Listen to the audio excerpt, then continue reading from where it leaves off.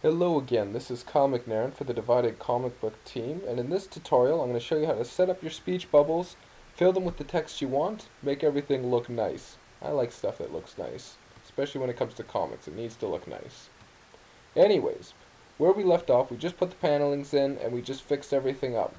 I'm using the scan from the last tutorials, so if you haven't looked at those, you might want to check those out first. If not, don't worry about it. So, the first thing I'm going to do is I'm going to create a layer above the paneling layer. Now, this layer is going to be used for putting our text bubbles in. Now, there are multiple ways you can create text bubbles. You can create them in Illustrator. You could go and download some of them off the internet. There's different ways. This is just the way that I do it.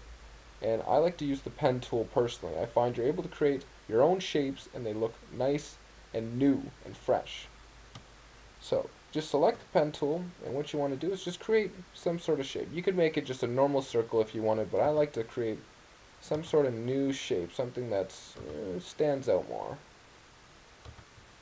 Because if this is just a circle, the readers are going to be like, meh, this doesn't look interesting.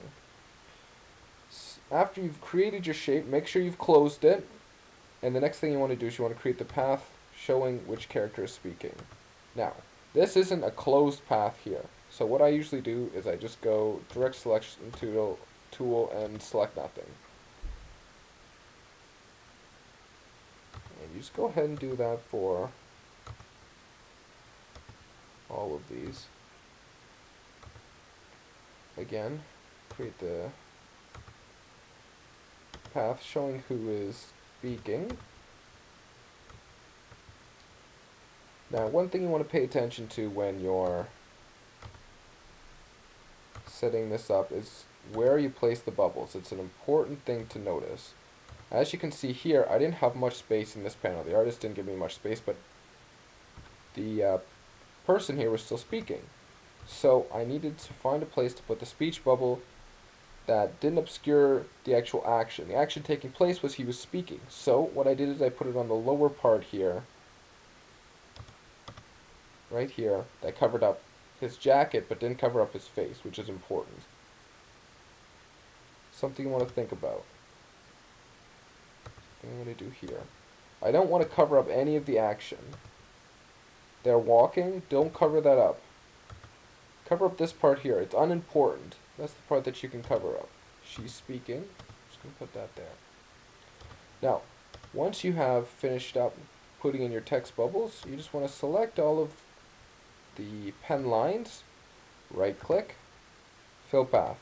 Make sure you have color selected, select white, click OK, click OK.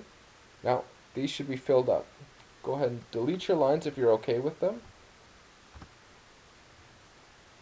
And then go to this layer, click the FX button here, and click stroke. Now, I usually set the stroke to 3. That's the ideal size you want when you're creating normal speech bubbles. For larger speech bubbles, you can set it to 5, 8, whatever you want it at. Click OK. And as you can see, here, the stroke goes through. Now, we don't want that, so quick and easy, just grab your brush tool, make sure you have white selected, and again, just white it out. I like doing this. It may seem a little mundane and retarded to people, but that's the way I roll.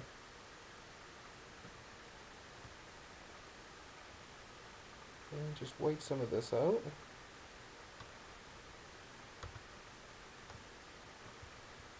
Make it look nice.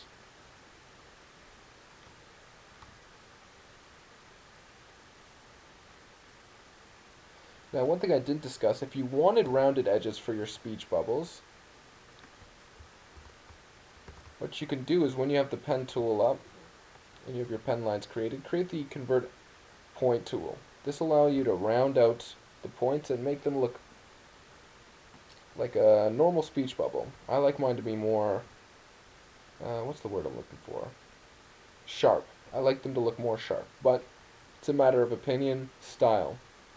So, now that we have our speech bubbles created, what we're going to do is we're going to go click text here, and you're going to fill them with text. Now, when it comes to filling with text, you have to, it depends on the type of text you have. Now, the text that I usually use, I downloaded from the internet.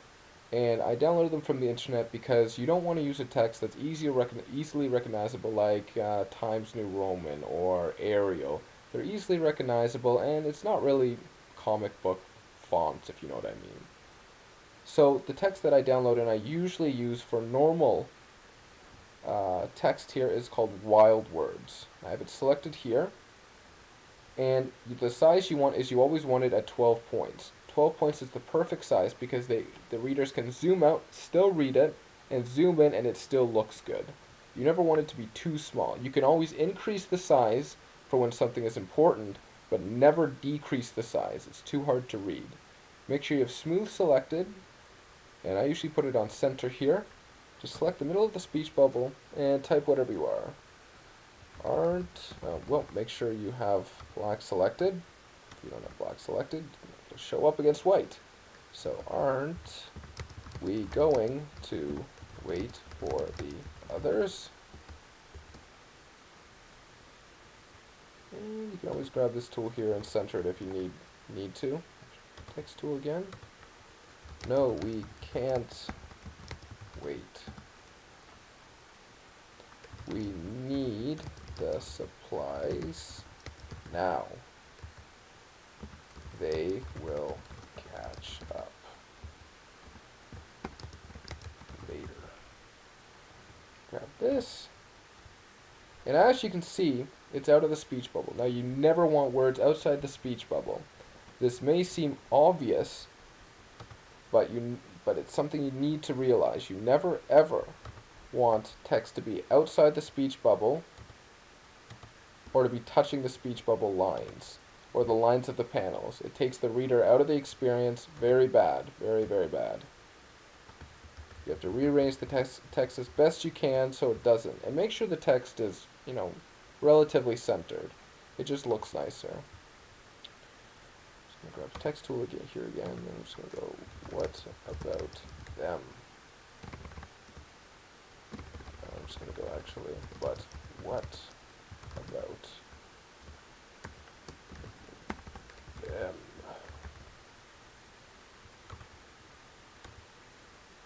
Right here.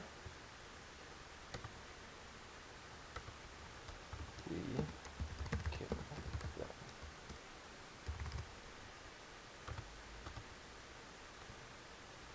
And there you go. You have your text all set up. As you can see, it's already starting to look like a comic book. Now come back again, check out my next tutorial. It's on the sound effects, and we'll finish things up. That'll be the end of my tutorial series here. This was Comic Nerd for the Divided Comic Book Group. Thanks for watching.